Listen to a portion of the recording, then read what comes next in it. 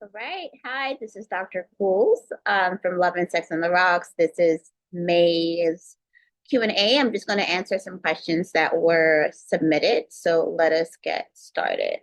So I'm going to read them out loud and then I'm going to just give my feedback and response.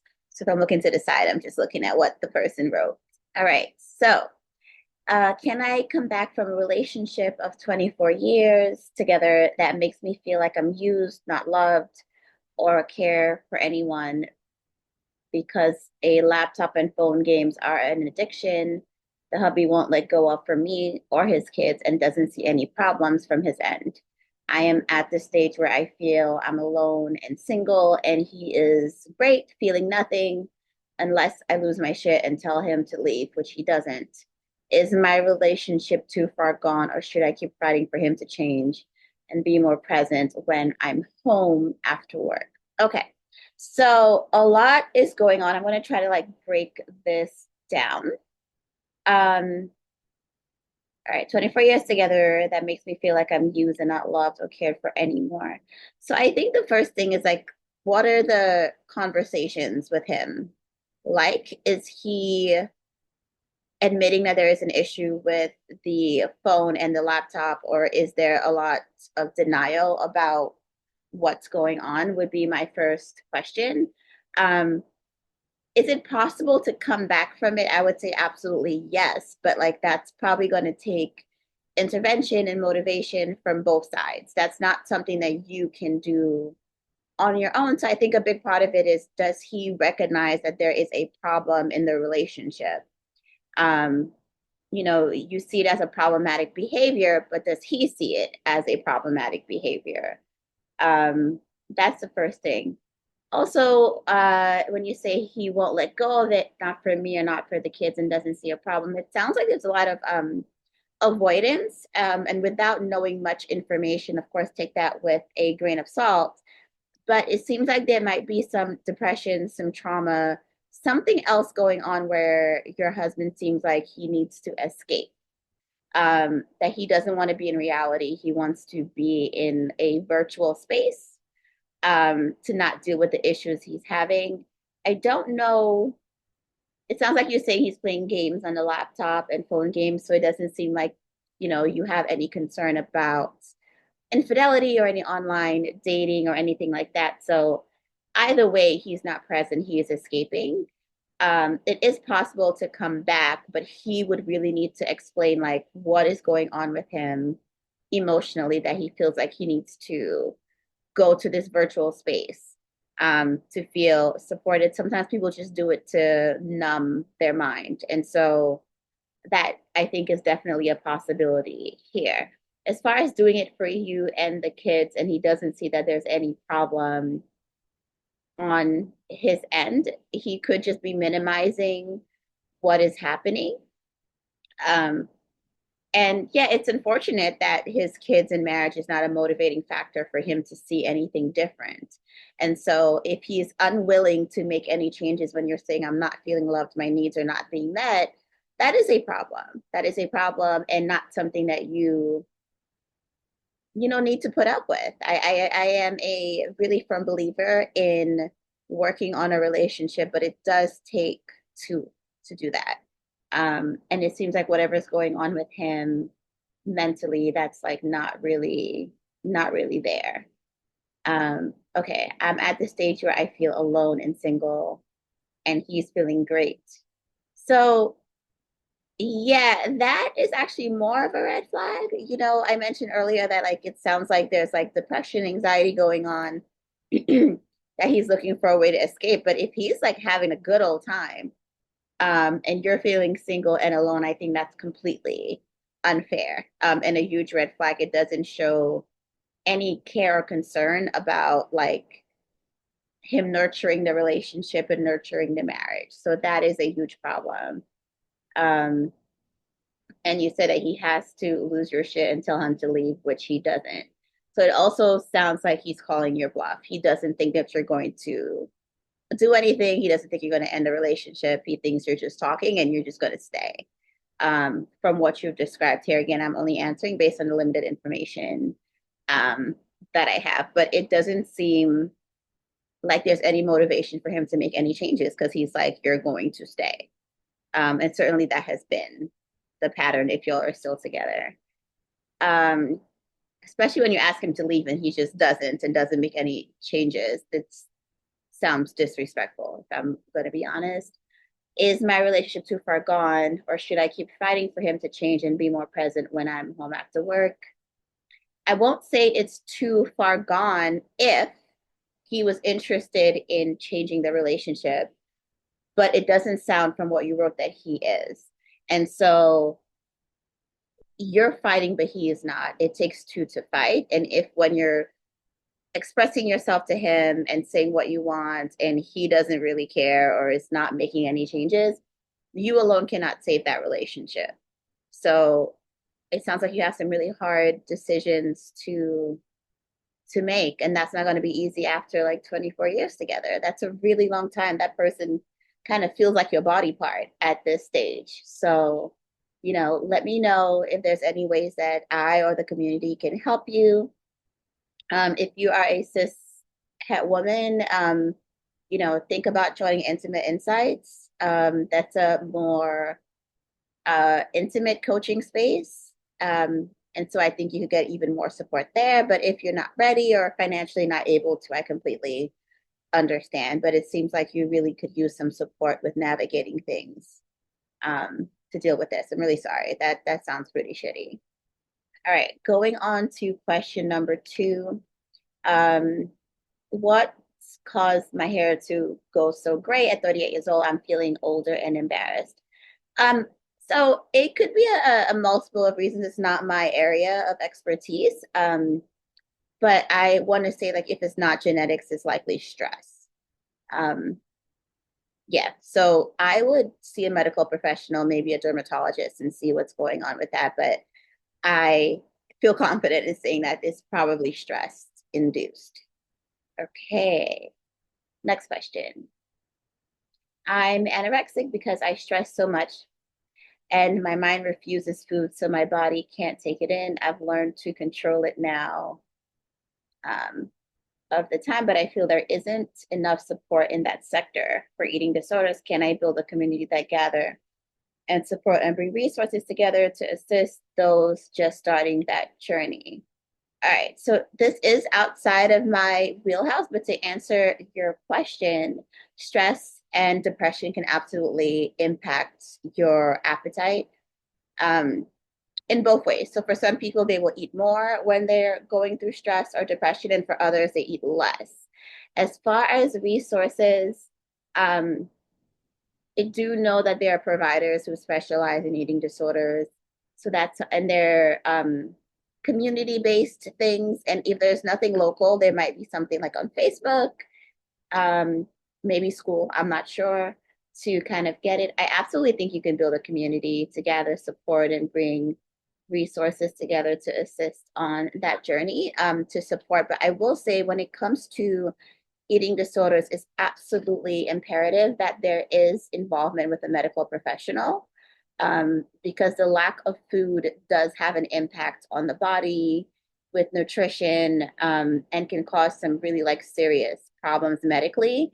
Again, outside my wheelhouse, but I would definitely recommend seeing a medical professional individually. So outside of your support group, if you choose to do that, to get some support so that maybe they can recommend some vitamins or something like that. And I think, even your primary care could probably direct you in a better direction with that. Okay. Am I making enough money to live comfortably without sacrificing not eating? Okay, so that's a hard question to answer because I don't know, how much you make, where you live, what would be comfortable. So I'm not sure how to answer that question. I think, you would just have to look at your bills and your income and see what that would look like. And obviously we cannot sacrifice not eating. It's important. So I guess I'm assuming, and I could be mistaken, that it's like how much work is okay where I don't get so stressed where I'm not eating. And I think part of that is just listening to your body. And so maybe taking some time to reflect and see how you feel, let your body know, like, hey, this is over the capacity that we feel comfortable with, or like just in line. Um, so I think that's a really individual question to do. It's hard to answer that without um, any context. Okay. Next question. Will I feel deep, intense love again? Huh. So this one's interesting and hard to answer again. It's certainly possible. Um,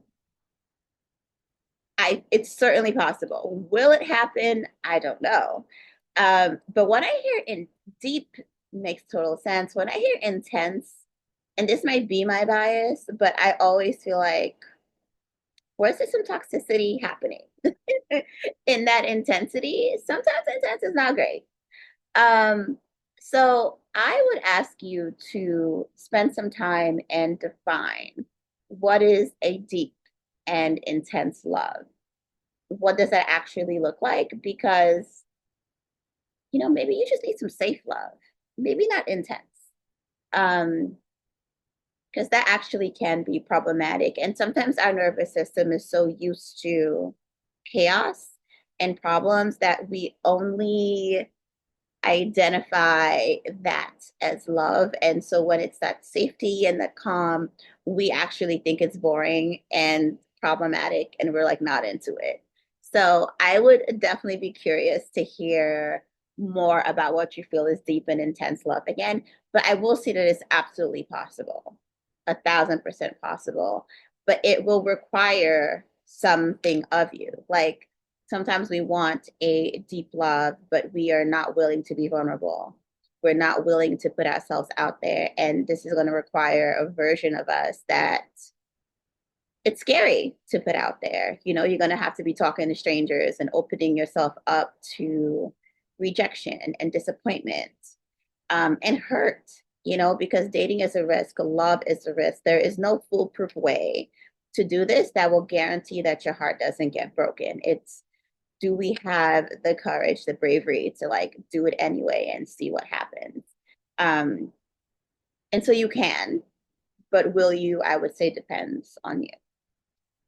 Okay, all right, gonna keep answering some questions. Let's take a look here. Why do I always attract emotionally unavailable people? That's a great question. Um,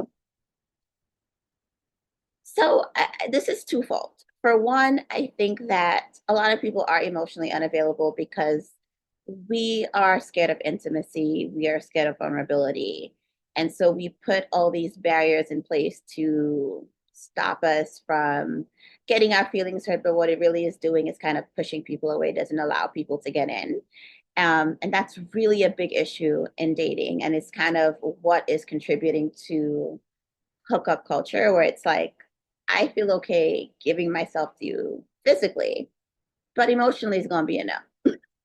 So all these terms, the friends with benefits, the situationships, all of that is kind of I don't want to emotionally put myself out there.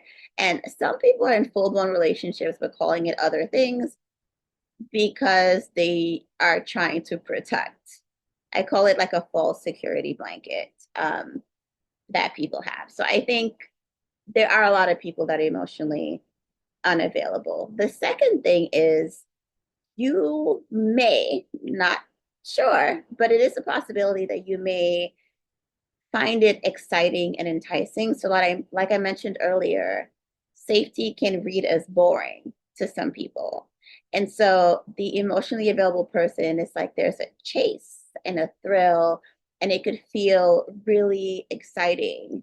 And so we can attract that because we're not really trying to get that deep. With the person, it could just seem like a fun time. We take it as sparks, we take it as a challenge.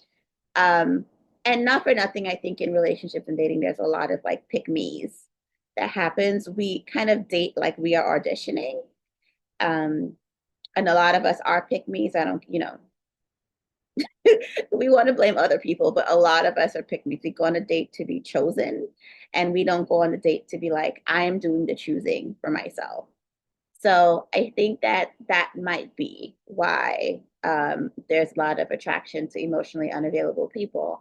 And I think that maybe you need to scan yourself after a date, or like thinking of like, what is my interaction with this person? Am I feeling seen and am I feeling supported?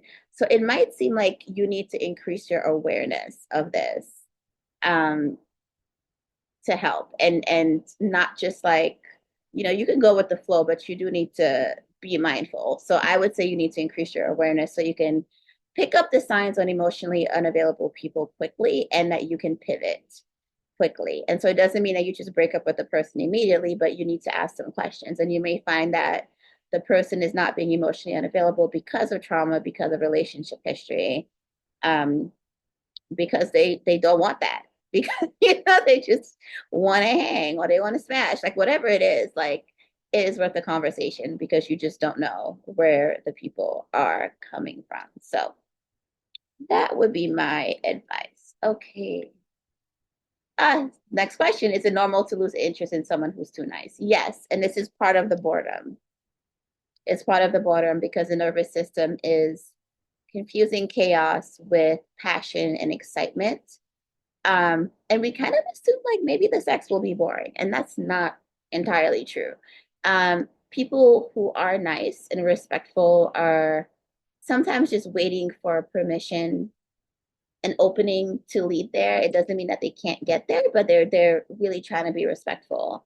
Um, and unfortunately, for some people, it's like, well, they're not moving fast enough, they're not coming on strong enough, they clearly may not be interesting, or they're boring, and then you kind of leave them and go to someone who is toxic, who actually does not care and is just trying to get what they're trying to get from you. And so that is something to be mindful of. So it's really not good. And in that situation, I think that is a lot of self work that you need to do, as far as why you feel more comfortable with chaos than safety.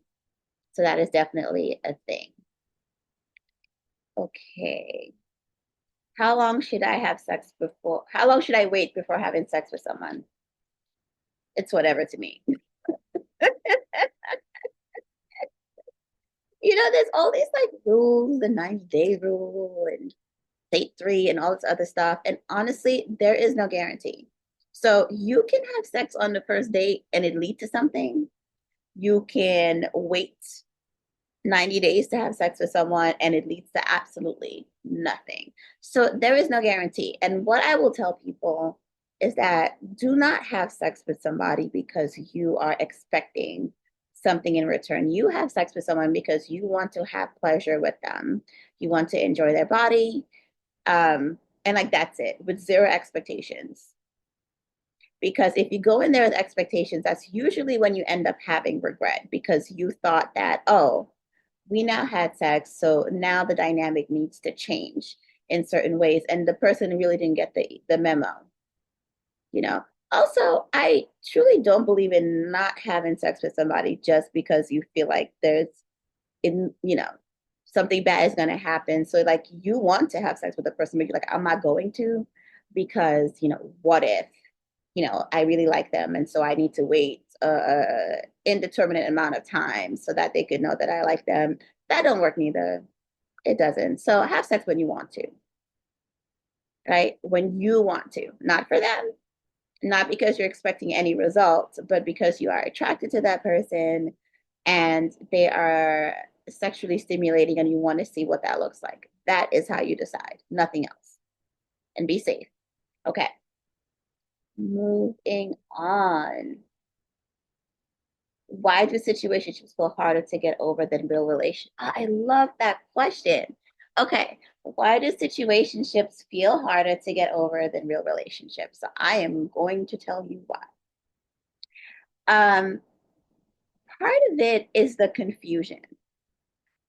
I believe, and this is not always the case, but generally speaking, and this is just from my experience, that situationships sometimes appear like full-blown relationships, but we're not calling it that because either we're scared or we want to keep our options open. So it might be that the person's like calling it a situationship so that they can have other situationships with other people. But what I tell people is your feelings do not care. It doesn't care what the title is. So situationships emotionally can feel just as intense as an actual relationship. The issue is there tends to be a lot more confusion. There's a lot less clarity. People do not discuss situationships. They do not discuss what that is supposed to look like in their dynamic. So a situation for me may look different from a situation for you. And so it is important that we clarify that. And a lot of people do not clarify that. And so everyone's kind of moving how they want to move. And then something comes up, and then it's like this big catastrophe. Um, but I think what gnaws at folks after it ended is like, it's the confusion. It's the confusion, and it's the a little bit of the gaslighting where it's like, we were not together, I shouldn't care. You know, it wasn't that deep, I shouldn't care. It wasn't that long, I shouldn't care. And I'm telling you that your thoughts do not give a fuck about, the timeline, the name. All it knows is that there were emotional needs being met, and now it's gone. Like, you are grieving. And part of it is like grieving the potential of what it could have been had y'all had that conversation. Um, had y'all been open enough to talk about it. So it makes a lot of sense why situationships can feel harder than relationships where there was more structure, there was more understanding, it was more clear cut. Um, and then I feel like people can truly understand and accept what went wrong. This is sometimes, this is not all the time, but why it could feel harder in situationships. That was an excellent, excellent question. Okay. It's funny. I wrote about this in the community and on social media. Is bad sex a deal breaker if everything else is great? So, in my opinion, in my very biased opinion, as a sex therapist, I'm going to say no, not necessarily. um, because I do think that everyone can get taught. What is a deal breaker is that the person is refusing to communicate about sex, if the person is refusing to try other things and get outside of their comfort zone, that is a deal breaker, because it means that the person is not interested in changing anything to improve that area in the relationship. And so in that situation, I would say that that would be a deal breaker. But as far as like technique or communication or things that you want to try. One is vanilla, one is kink. Like, all of those things can absolutely be worked on. It is what I do for a living. It is absolutely possible. Um, but if the communication isn't great, if the willingness isn't there, then that is a deal breaker. And the other thing too is when you have a strong relationship but the sex is an issue, it tends to seep into other parts of the relationship. So there's tends to be like some resentments that's, start to happen, and disconnect that starts to happen, where like you don't even want to be affectionate anymore because you don't want to turn the person on. So it can impact other things. So it is important and serious. And most folks come to see a sex therapist or relationship therapist way too late, way too late. Um, yeah. So that's what I'll say about that. Let me just mark which one I answered. Okay. Why do I feel shame or guilt after sex, even if I wanted it? Excellent, excellent question. Um, so, without knowing you specifically, my guess would be that there's some internal messages that you have received about sex and relationships that have caused you to look at it as something bad, dirty, wrong.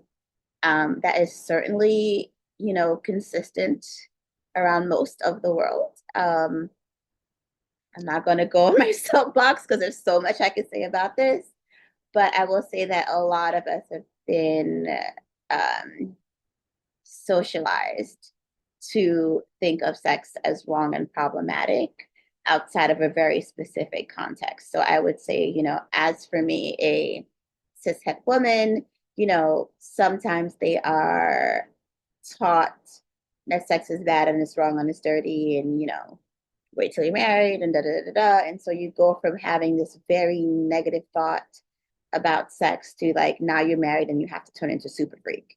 And that is really a mental disconnect, right? So that would be it. So I think if that is the case, um, definitely need to unpack some negative sexual beliefs about sexuality that would need to happen. What does it mean if I can't orgasm with a partner, but I can alone? Oh, love this question.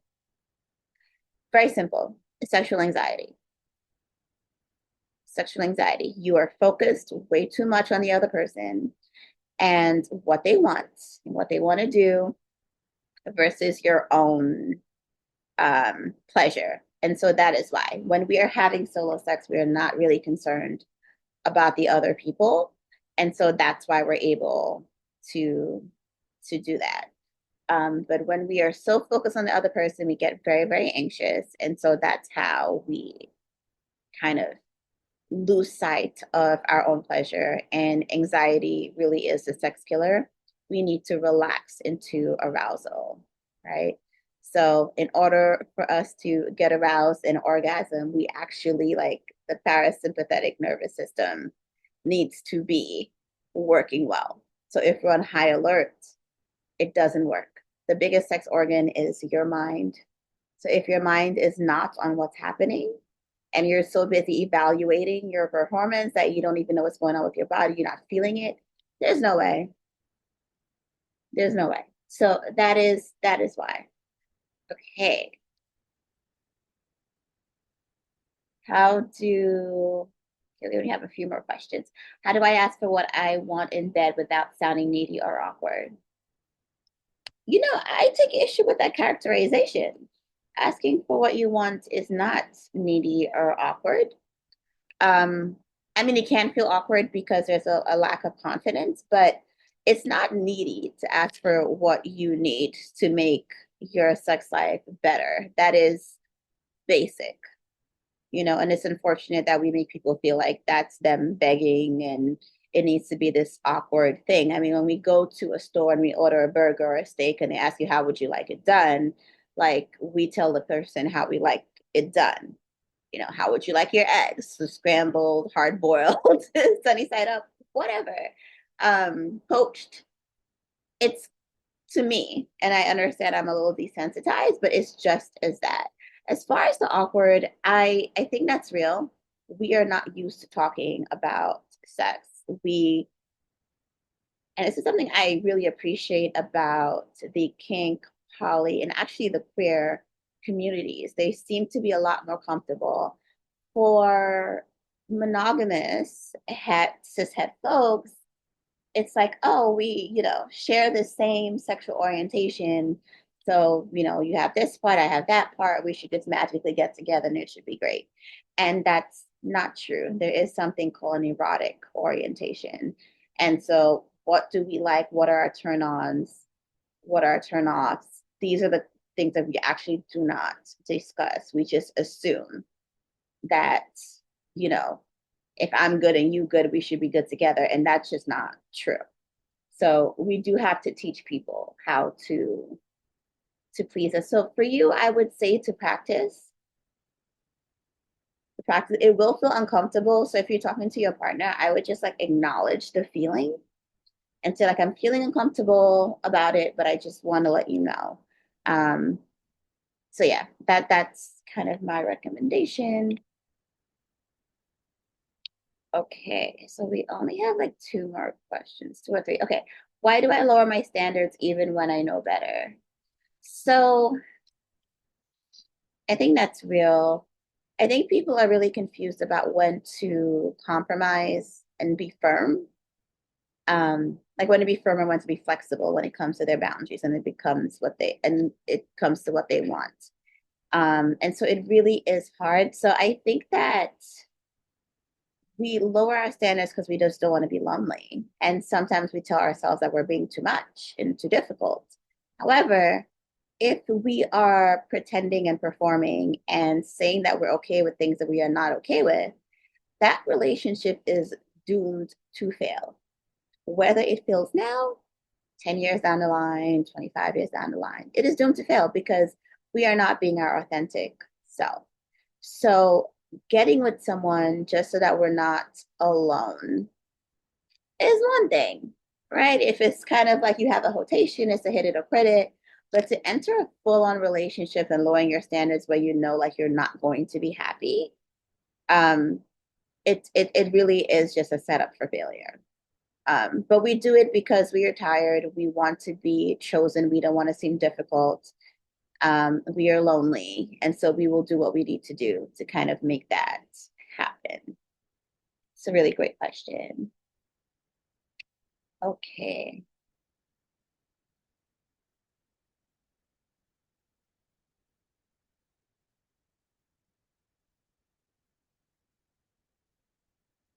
We've been dating for months, but they avoid defining the relationship. Am I being played?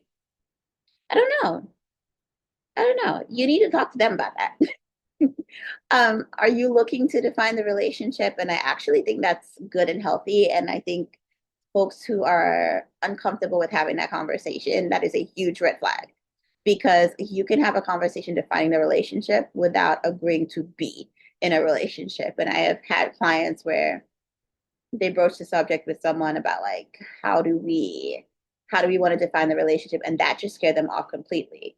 And to me that is just the most pathetic thing because it shows a lack of maturity, and a lack of communication skills and confidence and boundaries of being like, hey, yes, let's define a relationship. I am not looking for a committed relationship at this time. I am looking for this sort of dynamic, and just be honest about it. Like, it's okay. We don't need to lie. Everybody's grown here. Um, so yeah, I wouldn't say that you're being played. You might be playing yourself if you do not ask.